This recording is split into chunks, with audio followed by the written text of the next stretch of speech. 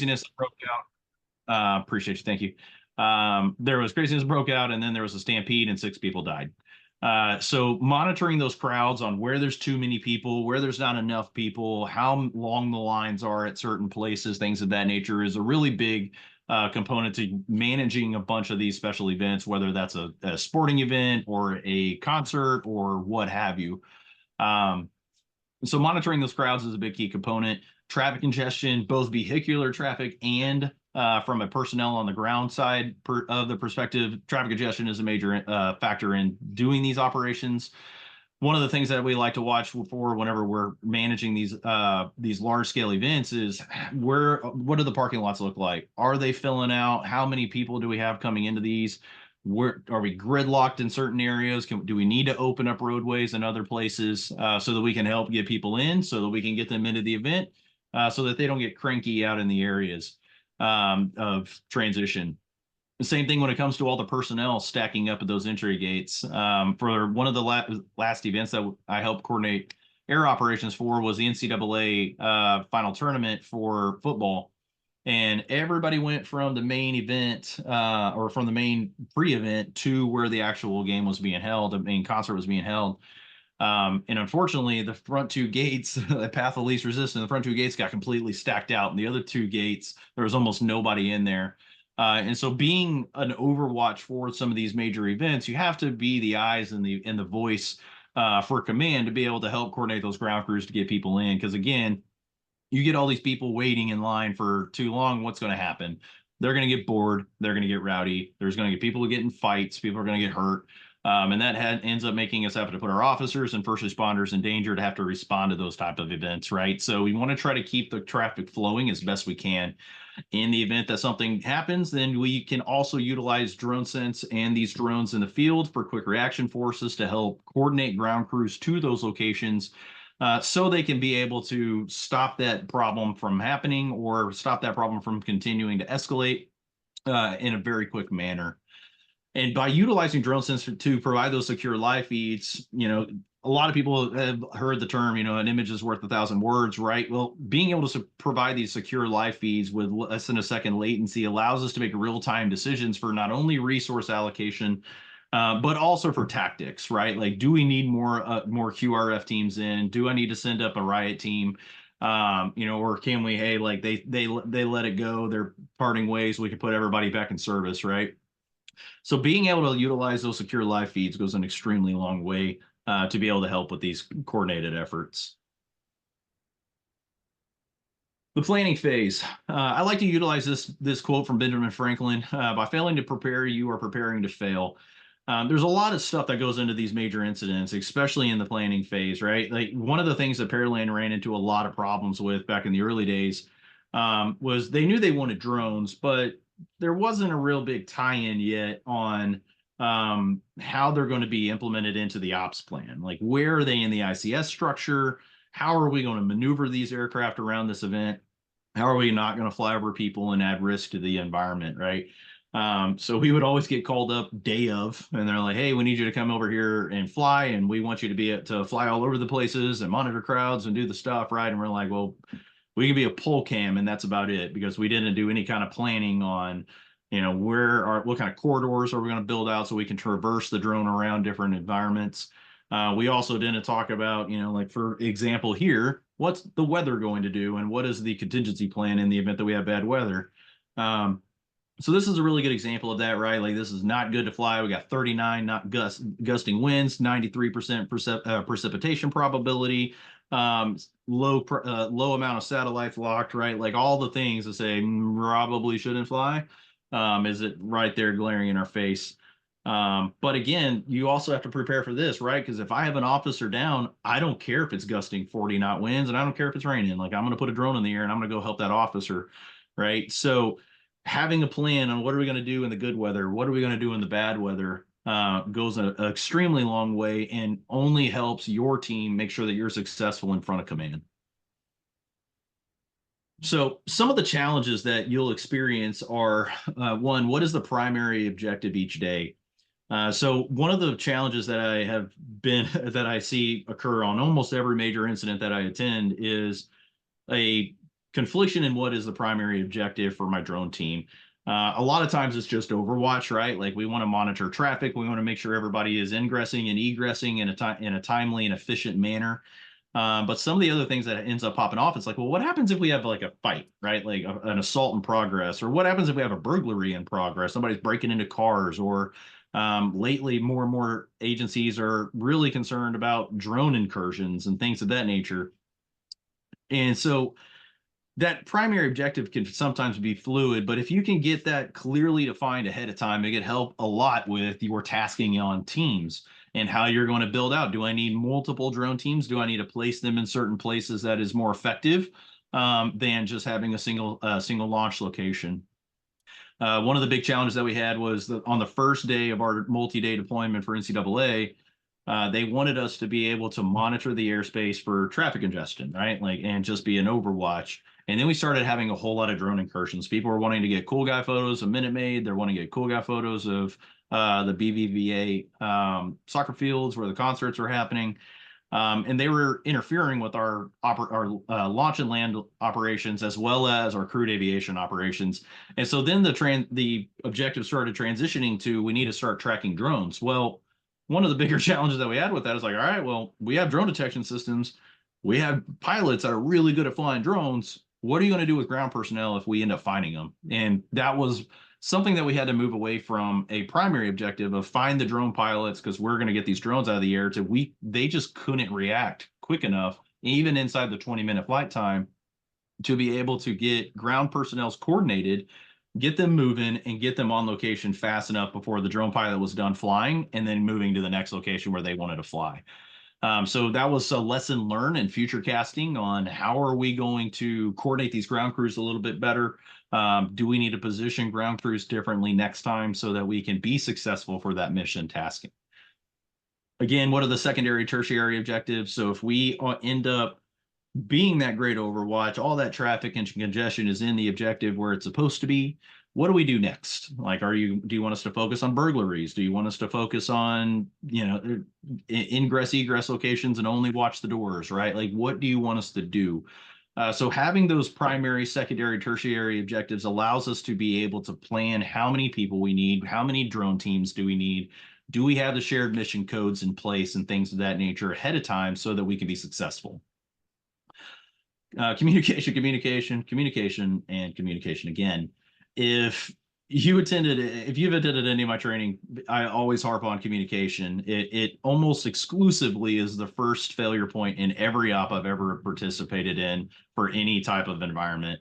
One of the prime examples that I always like to go back to is like, if you can't communicate with your teams, you're not going to be effective, right? It's one thing to find them. It's another thing to be able to coordinate ground teams to that location. If you can't communicate that, it's going to be very difficult for you to react to those type of events. Another example that I also like to give is Pearland. My handheld radio had different channels than my partner's handheld radio. So like if we had to be on a dedicated channel, we may not have the same channels available to us. And that is really big when it comes into major incident planning with mutual aids, right?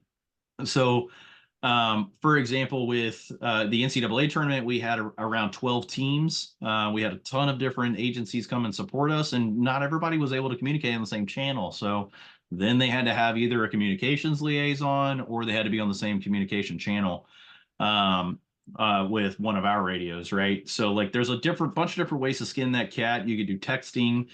You could do mission communication through DroneSense. You can do a lot of different capabilities, but in the planning phase, you have to clearly articulate what communication pathways are we going to use, what are our backup communication pathways, and can everybody communicate on it? Sorry. What operations are we not going to fly for is also important. Going back to those primary and secondary objectives, you're going to have people ask you to go do things because they're going to realize that you are an effective team and that your drones can do a lot that they never dreamed of being able to do in the past with their traditional major incident management tactics. So being able to say, no, sorry, that's not in our mission criteria. It's not in what would be considered, your book of operations. telling people no, like we are tasked to do these things. If that's something that you want us to do, you would have to report that to incident command. Command have to approve it to take us off our primary, secondary, and tertiary objectives. And that's important on being able to say no, because that makes sure that you are available to react to those primary, secondary, and tertiary missions, and not on disaster tourism or not on some other tasking that you really shouldn't be flying for.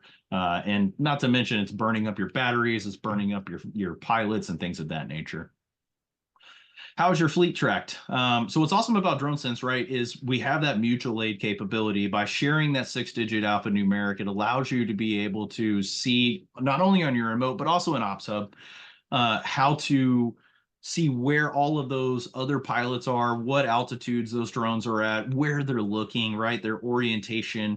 So it really enhances the ability to have a safe operating environment. It really enhances the air operations boss or the air operations coordinator to be able to say, okay, I have good observation over this quadrant, I have good observation over this quadrant, I don't have a whole lot over here. So then you can start tasking that out, right? So going over to this right-hand side, this was the ops plan for the last Super Bowl in Glendale, Arizona. And as you can see, we cordoned out every area. We color coordinated them appropriately in accordance with the parking lot. So not only did it make sense for us from an aerial perspective, it made sense for the ground personnel. So being able to track, like, yeah, I got a pilot monitoring red zone. I got a pilot monitoring yellow zone. I don't have a pilot monitoring green zone. I can potentially reposition yellow zone to watch both. Or I need to get another team out here, right?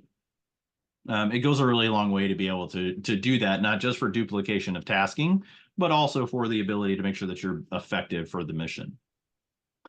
What are some of the hazards to your operation, and how can you mitigate those hazards? I believe chat is turned on. What are some internal hazards that y'all may experience?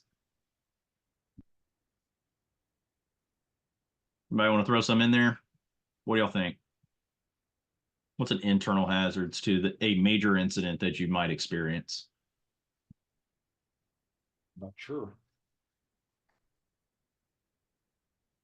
Not a wrong answer, guys. This is a training environment. If you want to talk up, also you can unmute if we want to go that route. It's not a massive group, so having that open dialogue can go a long way as well.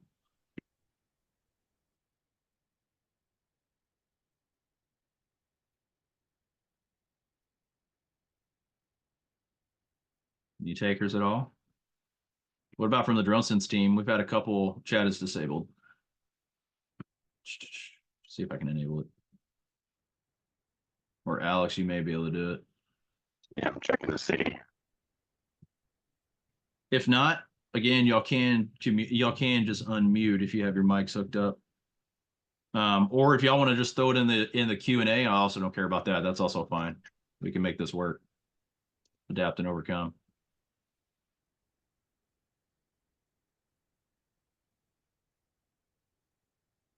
All right, so like for example, one of the challenges you may have from an internal perspective is you're going to have teams that think that the drone is just a toy, right? Like we run into that problem all the time. Having a drone program, right? They're like, and there goes those guys just dodging report calls, flying their toys, right? But showing what your capabilities are to your ground teams and how they can keep them safe can help mitigate those. Yeah, not enough pilots. That always is a challenge, right? Especially on a long-term op, right? You always want to make sure that you have enough people so your pilots aren't getting overly fatigued. Yeah, that's another great example. An external hazard that you may experience. Anybody got an eye on that one? We talked about it a little bit with the comms, right? Like not having the same communication channels. That could be an external problem that you may have. One that I like to always highlight that I had again a few years back. We got called out to a mutual aid for the Lone Star rally down here in Houston, down here in Galveston, and that big outlaw motorcycle gang rally. Bunch of people that come out there. Yeah, oversaturation of cell services. That's a real problem. They went all out there and they called me out on day of, and the entire island of Galveston is a zero grid. And so I didn't have the airspace authorizations. I called the SGI and I said, hey, I need to be able to fly here. And SGI's like, well, this is a community event. You should have put in for 107. I'm like, well, I got called out today. And we got FBI HRT is here. Texas Rangers are here. We have a threat matrix with the FBI showing that they're going to start shooting people. They're like, well, let us know when bullets start flying. And so like I had to fight the SGI process to get the airspace authorization for 3 days to be able to fly and do my job. But the whole time I had the Galveston County Sheriff's Office, Galveston Police Department breathing down my neck, like, why aren't I flying? Who's going to know? We're the police, send it anyway. But like that's a lot of external pressure that you're going to get on some of these major incidents if you're going to support.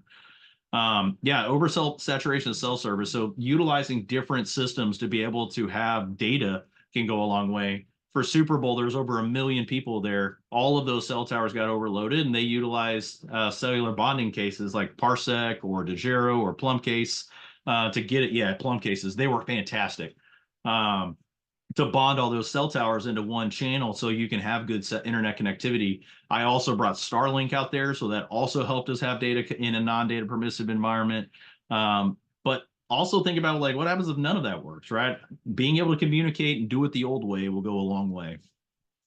Regulatory, again, that's that SGI process. If you're getting into an area that has a TFR, right, you still have to have an airspace authorization for that. If you're getting into an area that you don't have authorizations already for, again, leverage that SGI process. Or if you can utilize Lance for that stuff, then do that, right? Like, but think through what kind of regulatory issues you're going to be challenged with. Ops over people or beyond visual line of sight operations. Like, do you have authorizations already in place to help you do those operations? If not, know how to do the SGI process. Fatigue. This is one that we all overlook being first responders. It's the number one thing that I see occur in terms of challenges to my pilots, right? So going back a little bit earlier, we had somebody mention that not enough pilots, right? Well, if you don't got enough pilots, your pilot's going to be flying for a really long time. And we all know like these systems are super safe, right? Like you could literally fall asleep flying these drones and they're just going to run out of battery and then they're going to come back and land where you took off, right? So yeah. Somebody in the Q&A commented and said, hey, some command staff might be unfamiliar with the regulatory and aircraft limitations. Having routine educational components can help mitigate that internally with your teams and say, hey, like we're going to do roll call trainings. It's going to take 1 hour every time, guys. And we're just going to talk about like, this is what we can and cannot do. This is where we have some leeway and this is where we don't. Can go a really long way. But at the end of the day, your policy needs to have a clause in there that states that the pilot is the end all be all decision maker for all of your operations. So that way it doesn't put you, your program, or your agency in a bind if you can't do something. Yeah, simple things like water, food, areas to rest when pilots are switching out goes a long way. In Houston or in the desert of Glendale there, it's 110, 120 degrees out, right? So like you have to really watch your pilots on their fatigue. Because again, they're not going to like, it's unlikely they're going to crash the drone. It's more likely that they're going to miss that missing kid or they're going to miss that suspect with a gun. That's the reality of it all. So make sure that you are thinking through those things on how often you're going to be swapping out those pilots, and that's highly environmental. Thanks for getting the chat up and running, Alex. So feel free to throw in lessons learned, things of that nature, guys. This is a training environment, so we all can learn from each other. So if y'all have a cool story in there, feel free to dump it in the chat. I'll also be monitoring the Q&A.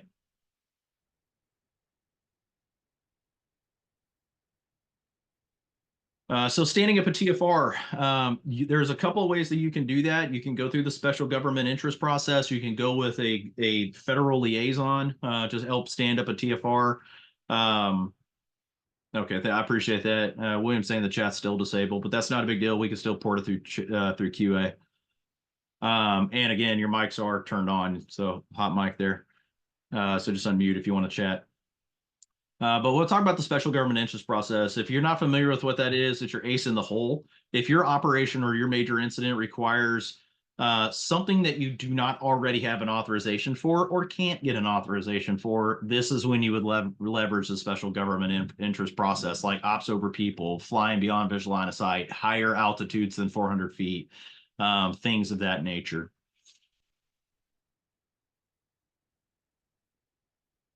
To leverage SGI, what you would do for an active event is you would call the SGI phone number. That phone number is 202-267-8276. Again, 202-267-8276. If you don't have that number, take a photo of it. copy paste it into your cell phone, but always leverage that number. Be nice to the guys. There's about 9 of them that work in that office. It is manned, or excuse me, it is managed 24/7. They have hours of operations, and then they have an on-call overnight. But these are the gods of the National Airspace System. Anything you need, they are the ones who can approve it for you. So long as it meets an emergency. Again, going back to Galveston with the Lone Star Rally, they were wanting an active emergency event, not just a threat matrix. We eventually were able to get that ball across the goalpost, but generally speaking, they're really lenient on this. They typically approve stuff over the phone for you. For other things, they'll send you a form that you have to complete within 72 hours. Thanks, Ramon. Ramon's dumped the number in the chat. Appreciate you, brother.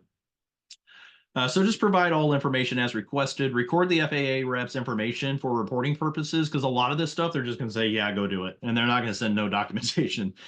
So for your CYA, get the name, put it in your report so it covers you. And I called and I got an authorization from this guy. For pre-planned events, you're going to complete the emergency operations request form. This is that form, and it hasn't changed at all since 2017. It's very police and firefighter friendly. You just fill out the boxes and send that up. Again, you got 72 hours to complete this. If they send this to you on the back end, if it's a pre-planned event, fill this out. They typically will turn it around in about 15 minutes. They're very, very responsive, which is really good. Second page, what type of event is this? Is this firefighter? Is this search and rescue? Is this LE? Is this what level of disaster or major incident is this? Local, national, critical infrastructure disaster, and any other kind of information. For this example, this was a warrant service. And then last but not least, the location and how big of your op is going to be. Don't get greedy with this. Be realistic on how big of an op you may need, but 1 nautical mile, generally speaking, is a good radius on that. Because if you're doing an LE response and you get a suspect end up rabbiting and you got to chase that dude for a bit, they typically will get about a mile before they run out of gas. So just pay attention to that. Yeah, Adam, thank you. You saw where a loft is integrated into the SGI waiver process. Yeah, it is essentially this form in a fillable online electronic format through a loft or UAS Sidekick. But yes, this capability is built into their applications now. That was something that came out earlier this year. Yeah, thanks for bringing that up, Adam. Awesome. Moving forward. So ICS, I know ICS is a 4-letter word for us law enforcement, but for the firefighters in the room, they're probably laughing and they're like, yeah, it is. But it's actually really imperative for major incidents. If you do not have a clear line of command, if you don't have a clear line of tasking, then your large scale events will get very chaotic very, very quickly. So understanding what the flow of information, what the flow of tasking is, goes a really long way. So for example, here we have the ICS structure for a major incident. We have the incident commander who gets to make all the decisions. That goes down through the operations section for tasking, and then it goes down into the air operations branch. In the air operations branch is typically, depending on how big the event is, team leads for crewed and uncrewed aviation, and then under there, there's strike teams. So knowing how to communicate and who is your liaison on, hey, I'm done with this op, what's the next tasking, and where that flow of information comes and goes can go a really long way.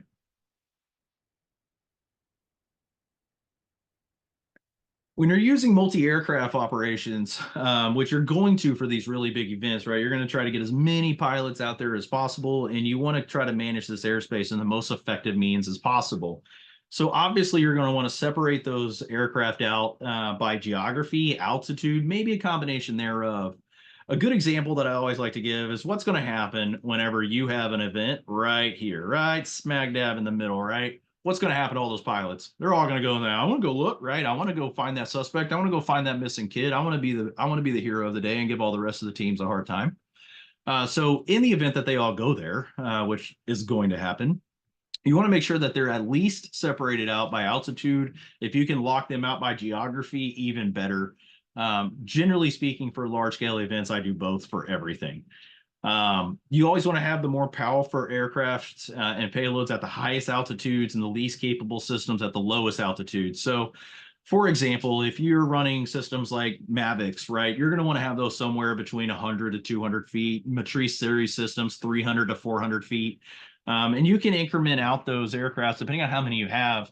And emphasis on this, as well as the efficiency of your pilots, right? If you have a really good team, 20 feet minimum increments. If you have a team that has never worked with each other, you're probably going to push that out to like 50 to 100-foot increments.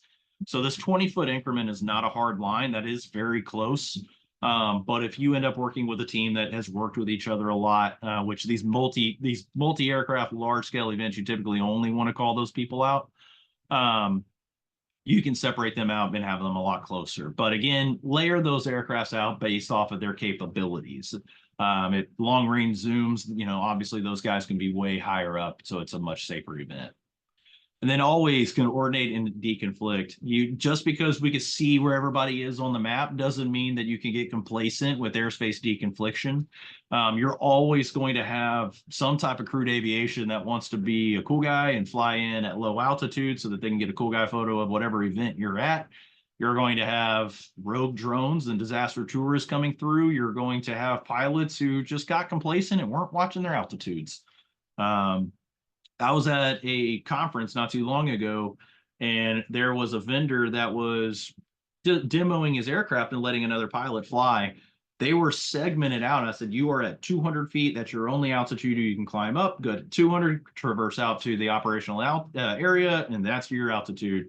I got distracted running air operations, talking to another member of the conference, and I look up and I notice, oh, crap, that drone is not at 200 feet. Oh, and by the way, the Dragonfish, which is at 400 feet, is coming right at it. So I go over to the pilot. I'm like, hey, what altitude are you at? He's like, I was like, you need to descend right now. What altitude are you at? They start descending. They're like, I'm clearing out at 384 right as the Dragonfish comes overhead. And I'm like, the reason I had you at 200 is because we have a Dragonfish at 300, at 400 feet. Like that would have been really bad if you crash your drone into the Dragonfish because you weren't at the predetermined altitude, right?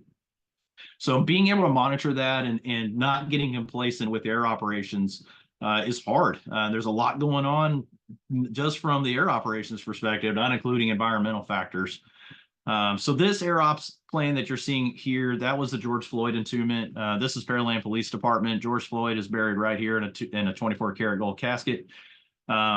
And we broke this out into 4 different quadrants. So Texas DPS, Texas Rangers were managing Quadrant Alpha and Quadrant Bravo. We were managing Quadrant Charlie and Quadrant Delta. And we gave them a corridor to fly in to get to Quadrant Bravo. But this is a really easy way to be able to see, like, how can you manage the airspace for this stuff?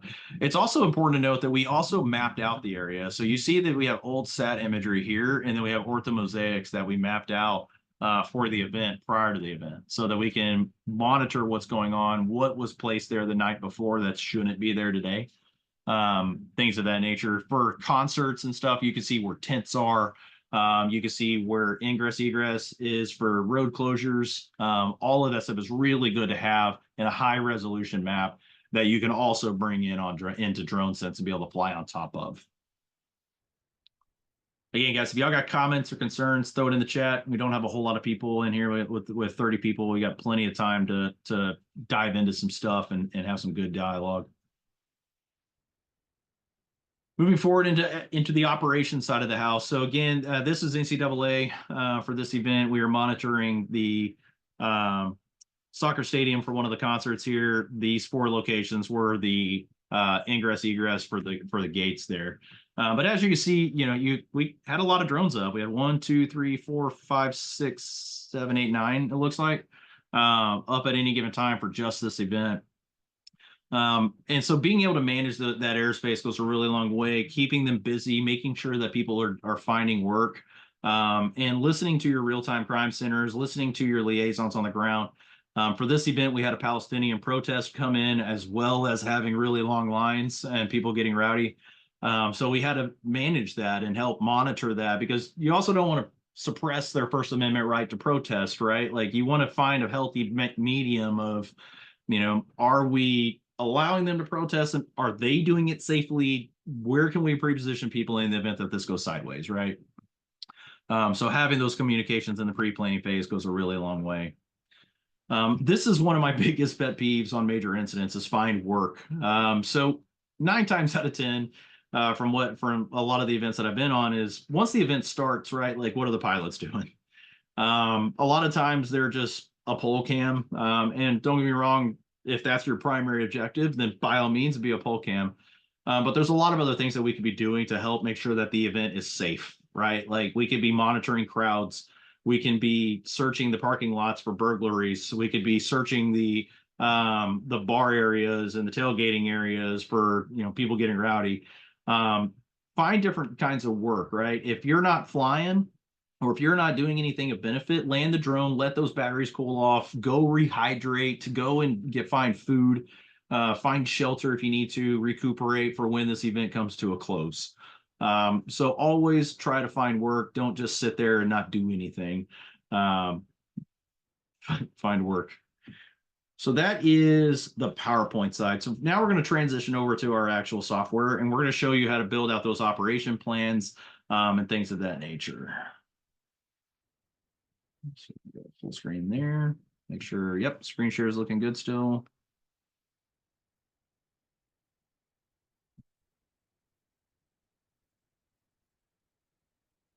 There we go. All right. So actually, I'm going to stop share and move this over so I can look more towards you all and then I'll look outside of my face the whole time.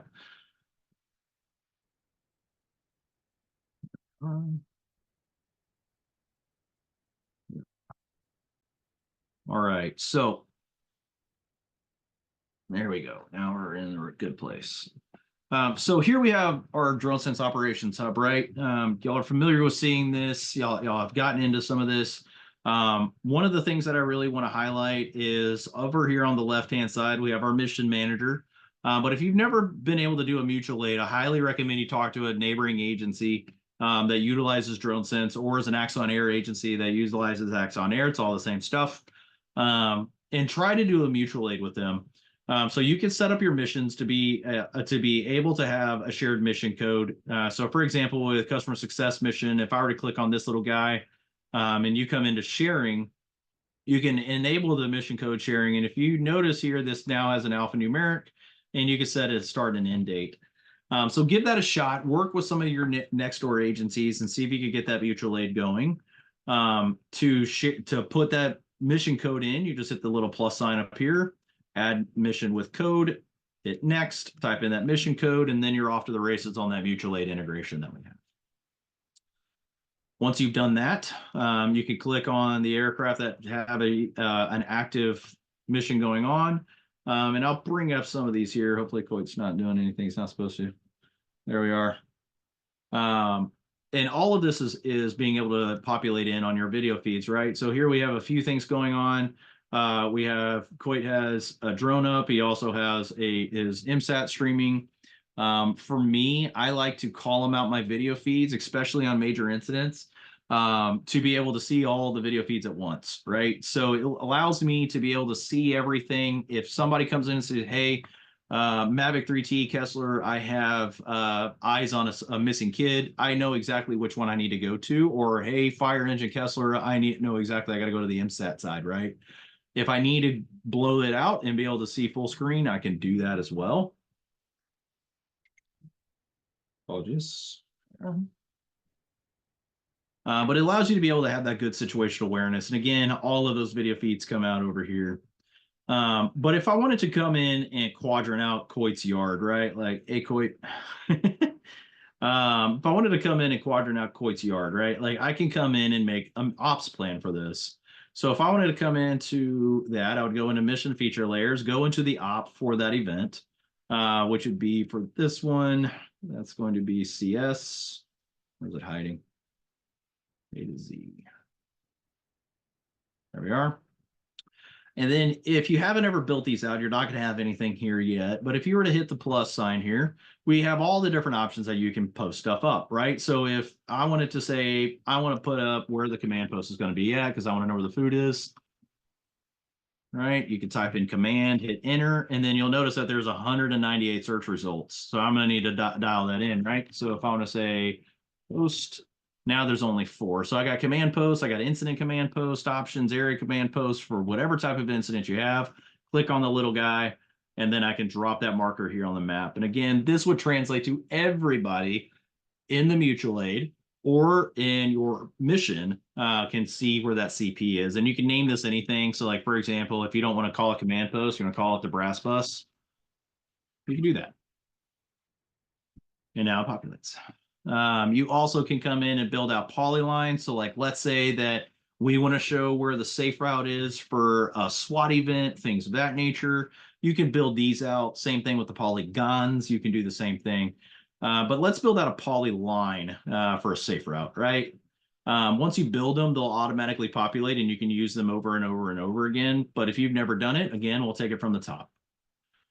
So all I'm going to do first is just draw the line. Doesn't have to be where it has to be. Just put it on the map, because now you're going to put your artistic hat on and you're going to make it look pretty. So you can, the first thing that I like to do, I think 1 on the width is too small. Personally, I think it needs to be a little bit bigger. So if you were to make it say 2, that's a little bit better line for the purposes of the demo here. I'm going to go make it really big so we can all see it.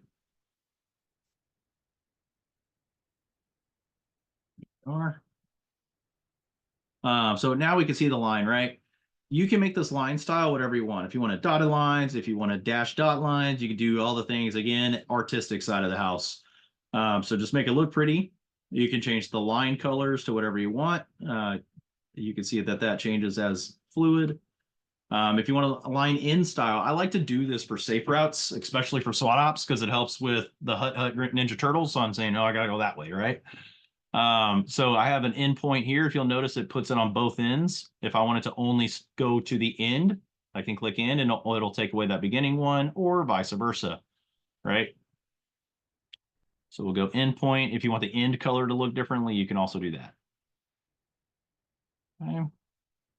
And then you can name it safe route for SWAT. I can save it.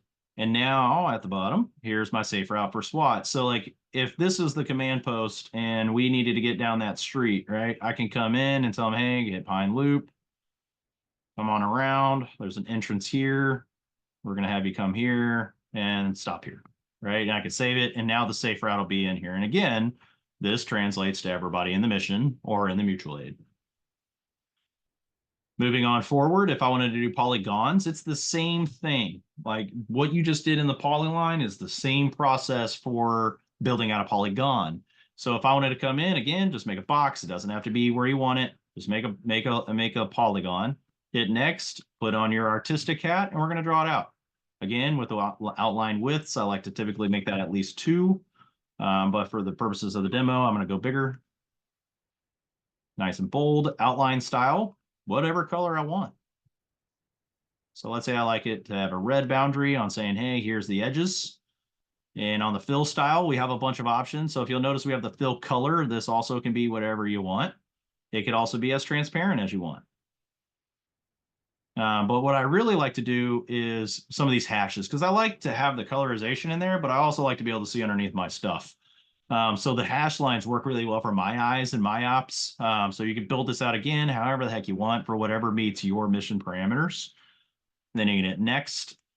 And then again, this can be ops area alpha, right? Alpha. There we go. Then we can save it. And now at the bottom or at the top for y'all, if you don't have any of these, it's in here and you can use it for any op. So now we have the SWAT op, right? They went over here. They came up through this area. We're going to say ops area alpha is going to be right up here. I'm going to make it just a nice square just for the purposes of the training. Hit save. And now it's in there. What's also really nice is, let's say I want to use some of the older polygons that I built out over the years, right? I have ops area alpha. Now let's get in ops area bravo. So if I just click on it, again, I can reuse these anytime that I want. And I can rename them anything that I want. Again, last but not least, Ops area Charlie. Bring that little guy down. There we are. Save, and we're in. So you can build out those operation planes. Think about how you want to build them out. I'll bring up the Super Bowl one again. Let me go full screen on that guy. And then swap. So I want to highlight this one a little bit here. New share. Sure. There we go. So I want to highlight this one a little bit. So if you'll notice, again, we talked a little bit earlier about separating out by not only altitude, but also geographical area, right? So for example, we had the red zone, gray zone, yellow zone again for the parking lots that we talked about, but we had the UAS team north. And then we had the north operational boundary, and you notice we split it right across the stadium. So the north team, no matter what, would never fly south of the stadium. The south team would never fly north of the stadium. So you can build out those operations plans however you want to build those out. Think a little bit outside the box of what's going to best suit your needs. We're coming up on close on time. So what I'm going to do is I'm going to go back and share the other QR code for the course completion certificates. But at this time, I'd really like to open it up, guys. Like y'all have the ability to communicate open mic. If y'all have a cool story that you think on how DroneSense was able to support your operation, we'd love to hear it. If you got questions on why I did something a certain way or anything that we covered in the course here, please and thank you. Ask those questions. We'd love to fill them. What you got, Alex? Just if you can go back to OpsHub real quick. Yep. Just want to call out one thing or just point out one thing that users, you guys make sure that you set the layer properties or label to be turned on. So yeah, go back to that because that is not turned on by default, that checkbox. So if you name something, you label it and you look at the map and the label's missing, it's because by default, at least right now, that checkbox is not set. And then when Brandon was talking about creating these map features, and especially the polygons and circles and squares, what you see in OpsHub will be a little bit different than what you see in the app. And a lot of times the colors are more less transparent or opaque in the app. So whatever you set in OpsHub, I would go a little bit less, a little more transparency than what you had, just because it found to be not the same in the mobile app. That's all I had. No, I appreciate that, Alex. Yeah, that's a great point. And just to reiterate what he was saying, I don't know if it came through on y'all's end, but it got a little choppy. So just to reiterate, sometimes the colorations and the symbology of what you do in OpsHub web does not always perfectly translate to the remote. So that just comes into training again, like figure out which type of layers translate to the remote best.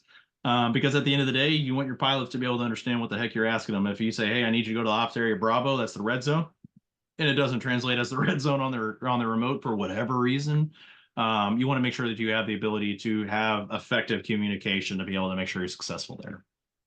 Appreciate that, Alex.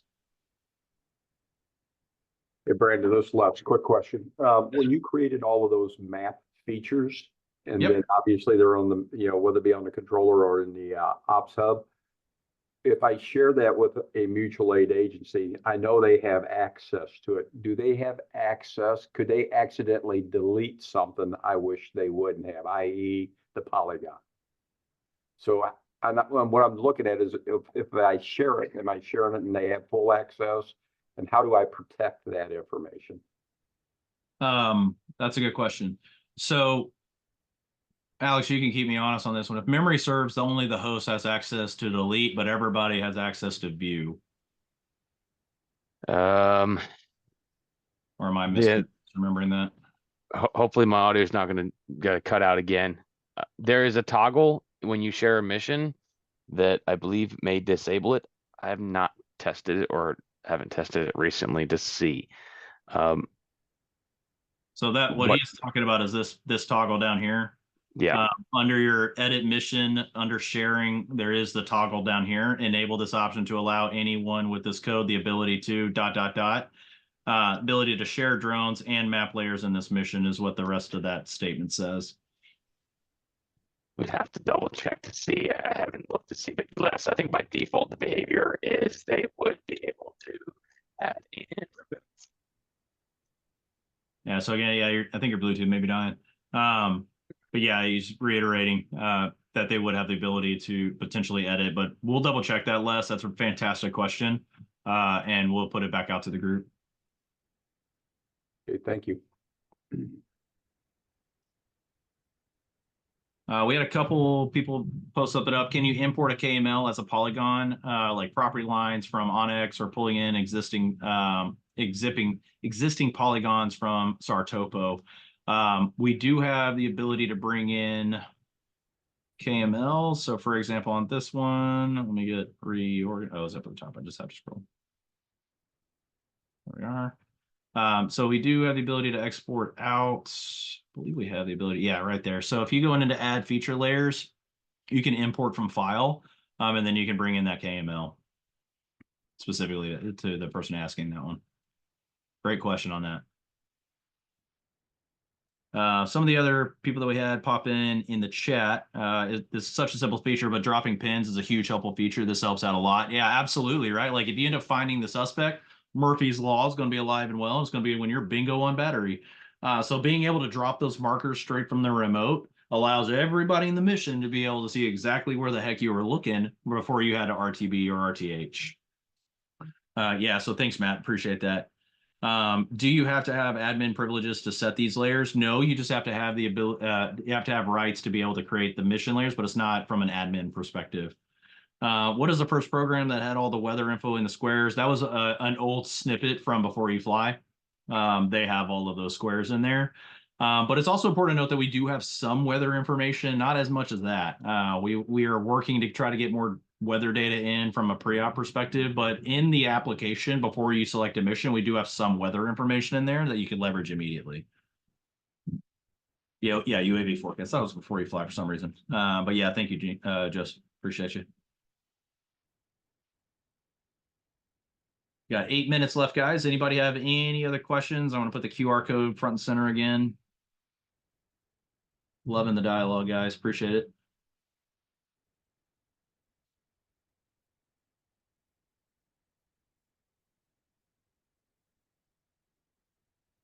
Yeah, David, I believe so too. I think it was you're only able to do it if you owned the layer, meaning the host agency or the host team, for that specific mission. But like I said, we'll double check and we'll get back just to make sure that we're on the up and up on that. But that's was my remembrance of that. Les?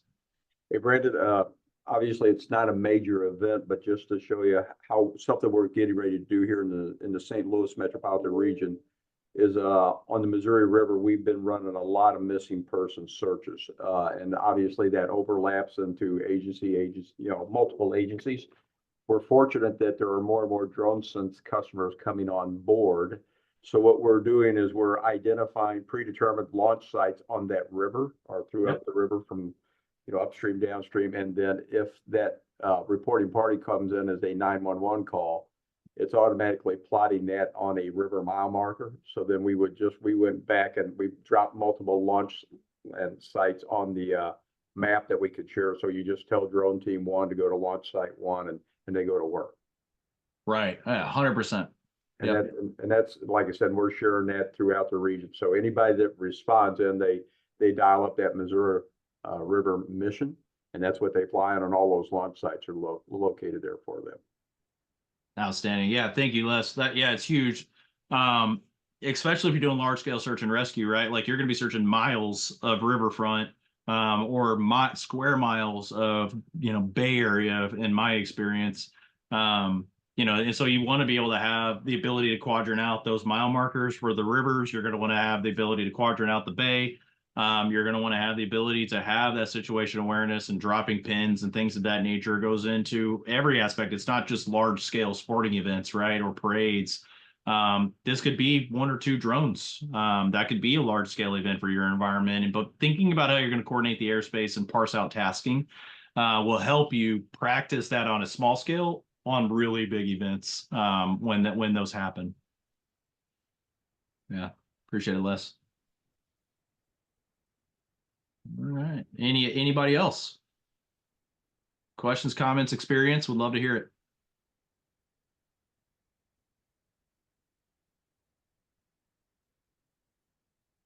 All right, guys. Well, if y'all don't have anything else, I'll give y'all back. We got 5 minutes left. We'll hang out a little while, but we'll give it 5 minutes back in your day. Don't forget to scan that QR code. We're really hoping to see you on the next one. If any of y'all are looking into drone as first responder, don't hesitate to reach out. Also, make sure that you're attending our other working groups. Check out our support pages. We're always updating that one. Don't forget about our 24/7 support line that we have. And last but not least, get in on the Facebook group. It's a fantastic resource of real-time questions and networking that you can leverage for other DroneSense users. Hope to see y'all on the next one. Thank y'all.